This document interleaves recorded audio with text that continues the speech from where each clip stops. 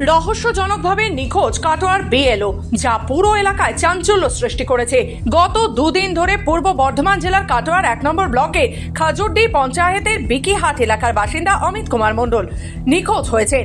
বাড়িতে তার পরিচয়পত্র ও এসআইআর সংক্রান্ত কাগজপত্র পড়ে থাকায় রহস্য আরও বাড়ছে। পরিবারের পক্ষ থেকে থানায় নিখোঁজ থাকার জন্য অভিযোগ দায়ের করা হয়েছে এবং প্রশাসনও দ্রুত তৎপর হয়েছে। স্থানীয় ও পুলিশ সূত্রে জানা যায়, অমিত কুমার মণ্ডল কেতুগ্রামের উদ্ধারণপুর প্রাথমিক বিদ্যালয়ে শিক্ষকতা করেন এবং কাটোয়া 23 নম্বর বুথের দায়িত্বে ছিলেন। তাই তার ভাই অভিজিৎ মণ্ডল জানিয়েছেন, মঙ্গলবার বেলা 11টা নাগাদ দাদা বাজার থেকে বাড়ি ফেরার পর মিটিংয়ে যাওয়ার কথা বলে বের হন, কিন্তু সন্ধ্যায়ও বাড়িতে ফেরেননি তিনি। ফোন বাড়িতেই রেখে গিয়েছিলেন। পরিবারের পক্ষ থেকে খোঁজাখুঁজি করা হলেও কোনো সন্ধান পাওয়া যায়নি। মিসিং হয়েছে। কে? দাদা। কি করতেন উনি? উনি বিএলও অফিসে ছিলেন, প্রাইমারি স্কুলের টিচার ছিলেন। কবে থেকে মিসিং? মঙ্গলবার দিন সকাল থেকে। ঘটনাটা যদি বলেন। ঘটনা বলতে সকালবেলায় উনি বিএলওর কাজ করে বাড়িতে আসে। বাড়িতে আসার পরে বলে যে ব্লকে মিটিং আছে, সেই করে বলে বেরিয়ে যায় 10টা নাগাদ। যথারীতি দুপুরবেলা থেকে ফোন করা হয় যে বাড়িতে আসার জন্য, কী ব্যাপার, কিন্তু কোনো ফোনের রেসপন্স পাওয়া যায় না।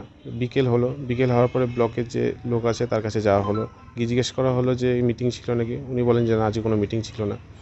যথারীতি সন্ধ্যাবেলায় থানাতে যাওয়া হয়। থানাতে গিয়ে মোটামুটি 9টা 15 নাগাদ একটা জিডি মিসিং ডায়েরি করা হয়।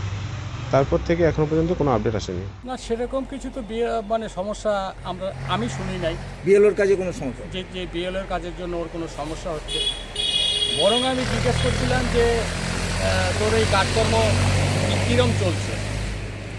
আমাকে বললো যেহেতু কাজকর্ম প্রায় শেষের দিকে, অল্প কয়েকটা ফর্ম অফিস থেকে দিয়েছে, সে কটা ডিস্ট্রিবিউট করলেই মোটামুটি হয়ে যায়। তারপরে আমি জিজ্ঞাসা করলাম যে আমাদের বাড়ির সবার ভোটার লিস্ট নাম ধাম সব ঠিকঠাক আছে তো? বললো হ্যাঁ, জাস্ট এই পর্যন্ত আমার সঙ্গে কথা হলো। 23 তারিখ রাত 10টা থেকে 10:30টার মধ্যে আমার ভাইয়ের স্ত্রী আমাকে ফোন করলো, অর্থাৎ যে নিখোঁজ হয়েছে ওর মা, অমিতের মা আমাকে বলল যে দাদা, অমিতকে তো খুঁজে পাওয়া যাচ্ছে না। আমি বললাম কখন থেকে? বললো সেই দুপুরবেলা থেকে। ও তো খেতে আসেনি, তারপর থেকে খোঁজাখুঁজি করছি, পাচ্ছি না। আত্মীয় স্বজনের কাছে ফোন টোন করেছি, পাওয়া যাচ্ছে না।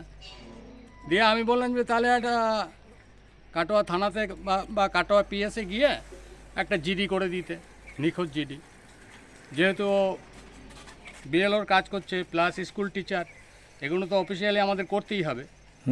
এসআইআর এর কাজের জন্য বিএলওর উপস্থিতি বাধ্যতামূলক। মহকুমা শাসক অনির্বাণ বসু জানিয়েছেন, পরিবার ও পুলিশের সঙ্গে কথা বলে পদক্ষেপ নেওয়া হবে।